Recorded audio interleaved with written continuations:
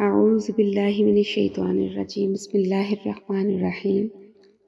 رب اشرح لی صدری ویسر لی امری واحلل عقدۃ من لسانی یفقہوا قولی آمین یا رب العالمین۔ کل کے سبق میں تفصیل کے ساتھ بیان کر دیا میں نے کہ جب آپ مکہ مکرمہ میں تھے تو کعبۃ اللہ کی طرف رخ کر کے آپ صلی اللہ علیہ وآلہ وسلم نماز پڑھتے تھے، اور جب ہجرت کر کے مدینہ میں آئے تو اللہ کا حکم ہوا کہ اب آپ مسجد اقصیٰ کی طرف چہرہ مبارک کر کے نماز پڑھیں۔ 16 یا 17 مہینے آپ نے مسجد اقصیٰ کی طرف چہرہ مبارک کر کے نمازیں پڑھی، لیکن آپ صلی اللہ علیہ وآلہ وسلم کو خود اس چیز کا انتظار تھا، اس فیصلے کا کہ اللہ تعالیٰ کب حکم دیں کہ اب قبلہ خانہ کعبہ ہے۔ وجہ یہ تھی کہ کیونکہ اکثریت وہاں پہ عربوں کی تھی، اور وہ جو کچھ بھی کرتے تھے وہ جہالت کی وجہ سے کر رہے تھے، تو لہٰذا ان کو سمجھانا آسان تھا، لیکن یہودیوں اور عیسائیوں کو سمجھانا بہت مشکل تھا۔ اور آپ صلی اللہ علیہ وسلم کو بھی اس چیز سے تکلیف پہنچ رہی تھی کہ بیت اللہ کی طرف پیٹھ ہو رہی تھی، اور اس لیے آپ کی نگاہیں آسمان کی طرف اٹھتی تھی۔ ان آیات میں اللہ کی طرف سے بہت زیادہ محبت اور شفقت کا اظہار کیا گیا۔ اللہ تعالیٰ فرماتے ہیں کہ قد نرا، تحقیق ہم دیکھتے ہیں، تقلب وجہک، کہ آپ کے چہرے کے پھرنے کو، فی السماء، آسمان کی طرف، فلنولینک، بس البتہ ہم ضرور پھیر دیں گے آپ کو، قبلۃ ترضاھا، اس قبلے کی طرف جس کو آپ پسند کرتے ہیں۔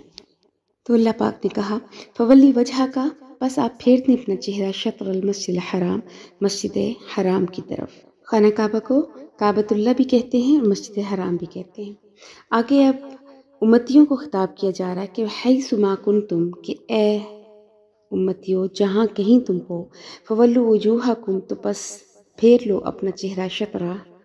اس کی طرف، یعنی خانہ کعبہ کی طرف۔ خانہ کعبہ دنیا کے بالکل وسط میں ہے، اور مکہ کا معنی ہے ناف۔ جیسے بچہ اپنے جب ماں کے پیٹ میں ہوتا ہے تو وہ اس ناف کے ذریعے ایک نالی اس کی ماں سے جڑی ہوتی ہے جہاں سے وہ خوراک لیتا ہے اور وہ پھلتا اور پھولتا ہے۔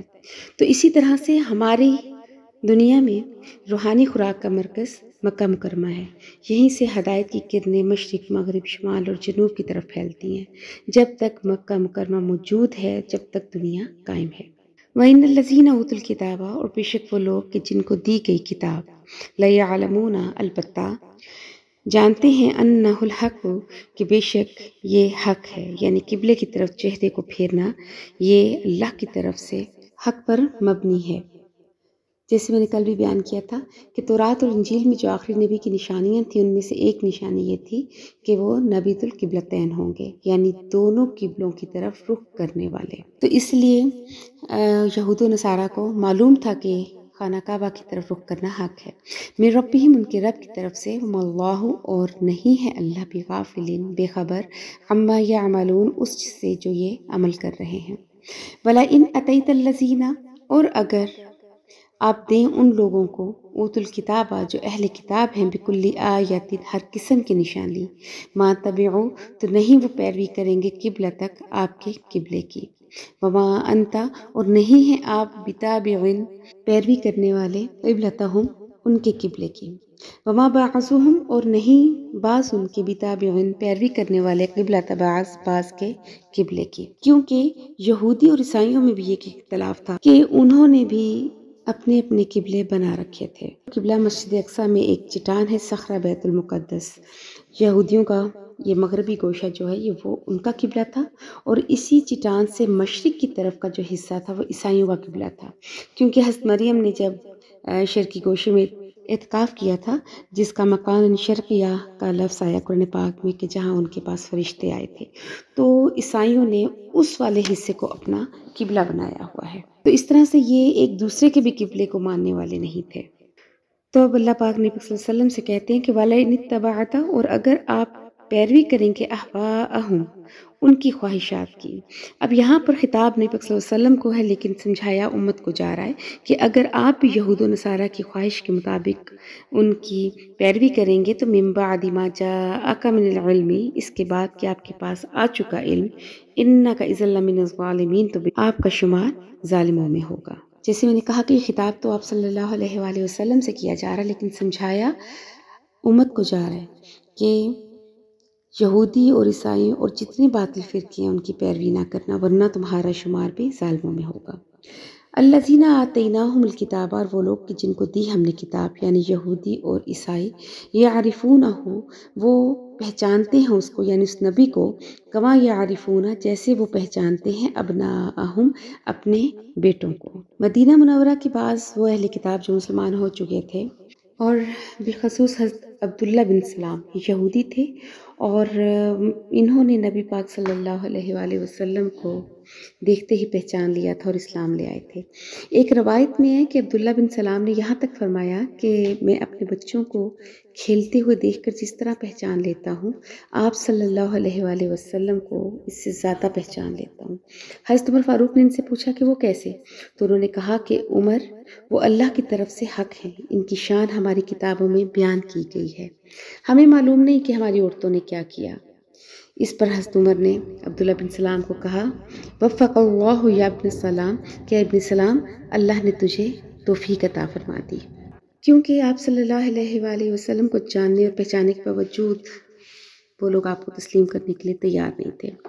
آپ کی کتاب پر ایمان نہیں لائے، آپ کی پیروی پہ تیار نہیں ہوئے، اور کوئی موقع نہیں جانے دیتے تھے کہ وہ کسی بھی طریقے سے آپ کو نقصان پہنچائیں، آپ کی مخالفت کریں۔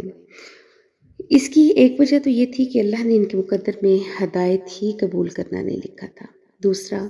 ان کے اندر جو بغض اور عناد تھا، اس نے انہیں اندھا اور بہرا کر دیا تھا، اس لیے یہ حق کو دیکھ کر بھی نہ دیکھ سک رہے تھے، سن کے بھی نہ ہی اس کو سن سک رہے تھے۔ ایسے لوگ جو ان کے خلاف بھی تھے، ان کا ذکر اس طرح سے ہوا، وَإِنَّ فَرِيقًا مِّنْهُمْ، اور بے شک ان میں سے ایک گروہ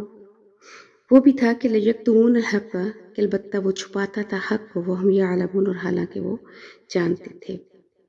تو اللہ تعالیٰ فرماتے ہیں کہ الحق من ربک، حق تیرے رب کی طرف سے ہے، فَلَتَكُونَنَّ، پس مت ہونا، من الممترین، شک کرنے والوں میں سے، یعنی کہ یہودی اور عیسائی کے نہ ماننے کی وجہ سے کہیں آپ شک میں نہ پڑ جائیں۔ تو یہاں پر خطاب آپ سے بھی ہوا، مگر سمجھانا امت کو مقصود ہے۔ آگے ہے وَلِكُلٍّ وِجْهَةٌ، اور ہر امت کے لیے قبلہ تھا، ہوا مولیہا، اور وہ اس کی طرف چہرہ کرتے تھے۔ فَاسْتَبِقُوا الْخَيْرَاتِ، پس تم نیکی کے کاموں میں جلدی کرو۔ اَيْنَمَا تَكُونُوا، جہاں کہیں بھی تم ہو، يَأْتِ بِكُمُ اللَّهُ، تو لے آئے گا تمہیں اللہ، جمیعا، سب کو۔ ان اللہ، بے شک اللہ، علی کل شیء قدیر، ہر چیز پر قادر ہے۔ یعنی اللہ پاک فرماتے ہیں کہ قبلے تو اس سے پہلی امتوں کے بھی تھے، مشرق ہو یا مغرب ہو، تمام سمتیں اللہ کی ہیں، بس اپنے اندر تقوی اور پاکیزگی پیدا کرو، اور جب بھی کوئی نیکی کا موقع ملے تو اس کو ضائع نہ کرو، چاہے وہ قولاً ہو یا فعلاً ہو، اس کو آپ جلدی کریں کہ زندگی کا کوئی اعتبار نہیں، معلوم نہیں کہ اگلا لمحہ ہماری زندگی میں ہے یا نہیں، کیونکہ پھر اللہ تعالیٰ اینما تکونوا یأتی بکم اللہ جمیعا، کہ ہم جہاں کہیں بھی ہوں گے، چاہے مشرق ہوگا یا مغرب ہوگا، اللہ تعالیٰ ہمیں اپنے سامنے میدان حشر میں اکٹھا کرے گا، اور وہ ایسا وقت ہوگا کہ جب ہم سب اللہ کی عدالت میں پیش ہوں گے، تو پھر مشرق اور مغرب بہت پیچھے رہ جائے گا، اور صرف ہماری نیت کاؤنٹ کی جائے گی، صرف ہماری نیت کی بنا پہ ہمارے اعمال کا ہمیں اجر ملے گا۔ جیسے عرب کے مشرک دوبارہ زندہ ہونے کا انکار کرتے تھے اور کہتے تھے کہ سورہ مؤمنون میں ہے کہ ہیہات لما توعدون، بہت دور ہے وہ کہ جس کا تم وعدہ کیے جاتے ہو۔ سورہ یاسین میں بھی ہے کہ من یحیی العظام وہی رمیم، کہ بوسیدہ ہڈیوں کو کون زندہ کر سکتا ہے۔ تو پھر اللہ تعالیٰ نے اسی لیے کہا کہ ان اللہ علی کل شیء قدیر، کہ اللہ ہر چیز پر قادر ہے۔ جس نے پہلے انسان کو جب پہلی مرتبہ ایک حقیر قطرے سے پیدا کیا ہے، تو کیا وہ دوبارہ نہیں انسان کو زندہ کر سکتا؟ آگے ہے وَمِنْ حَيْثُ خَرَجْتَ، اور آپ صلی اللہ علیہ وآلہ وسلم کہ جب تم اپنے گھر سے نکل کر سفر پر جہاں کہیں بھی جاؤ، فَوَلِّ وَجْهَكَ، تو پس پھیر لو اپنا چہرہ، شطر المسجد الحرام، مسجد حرام کی طرف، وَإِنَّهُ لَلْحَقُّ، کہ بے شک مسجد حرام کی طرف چہرہ پھیرنا حق ہے، من ربک، آپ کے رب کی طرف سے، وَمَا اللَّهُ بِغَافِلٍ، اور نہیں ہے اللہ بے خبر، عَمَّا تَعْمَلُونَ، اس چیز سے جو تم کرتے ہو۔ نسخ کے مسائل میں سب سے پہلا مسئلہ یہی تھا قبلے کے بارے میں، اس سے پہلے کوئی قرآن پاک میں حکم منسوخ نہیں ہوا تھا۔ تو جب کوئی نئی بات آتی ہے تو پہلی دفعہ انسان کو بہت تعجب ہوتا ہے اور اس کو قبول کرنا تھوڑا مشکل ہوتا ہے، تو پھر اس کے بعد جب بار بار پھر آگے بھی کچھ مسائل نسخ کے اور بھی مسئلے آئے تو پھر ذہنوں کو تشویش کا جو معاملہ تھا ذہنوں میں وہ ہلکا ہو گیا۔ چونکہ یہ پہلا مسئلہ تھا تو اس لیے اللہ تعالیٰ دوبارہ تاکید فرما رہے ہیں، وَمِنْ حَيْثُ خَرَجْتَ کہ اے نبی کریم جہاں کہیں بھی تم جاؤ، فولی وجہ کا تو بس پھیر لو اپنا چہرہ شطر المسجد الحرام مسجد حرام کی طرف، وَحَيْثُ مَا كُنْتُمْ اور جہاں کہیں بھی تم ہو، فَوَلُّوا وُجُوهَكُمْ تو اپنے چہرے کو پھیرو شطرہ اس کی طرف یعنی خانہ کعبہ کی طرف، لِأَلَّا يَكُونَ لِلنَّاسِ تاکہ نہ ہو لوگوں کے لیے علیکم حجہ تمہارے اوپر کوئی الزام، الا الذین سوائے ان لوگوں کے ظالموا منہم کہ جنہوں نے ظلم کیا ان میں سے، یعنی وہ لوگ اپنی بات پر اڑے رہے اور حق کو ماننے سے انکار کر دیا۔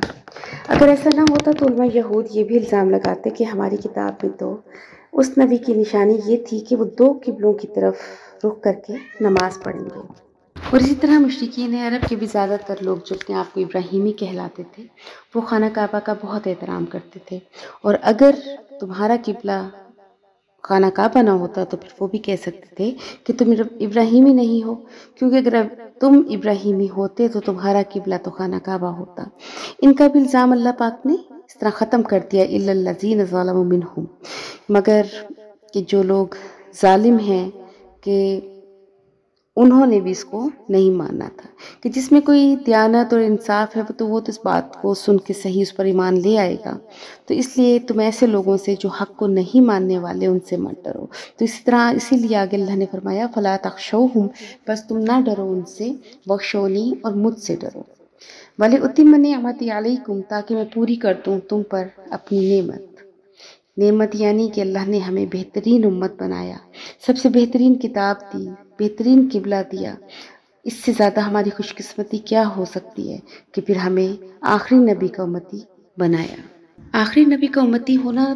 اتنی بڑی فضیلت ہے کہ اس کے لیے حضرت عیسیٰ نے بھی اللہ سے دعا کی تھی کہ اللہ تو نے مجھے نبوت دی، تیرا شکر، تو نے مجھے رسالت عطا فرمائی، تیرا احسان، انجیل تو نے مجھے دی، تیرا کرم۔ اور حضرت عیسیٰ نے کہا کہ یا اللہ میں ان کتابوں میں پڑھتا ہوں کہ ایک آخری نبی آئیں گے، ان کی امت بہت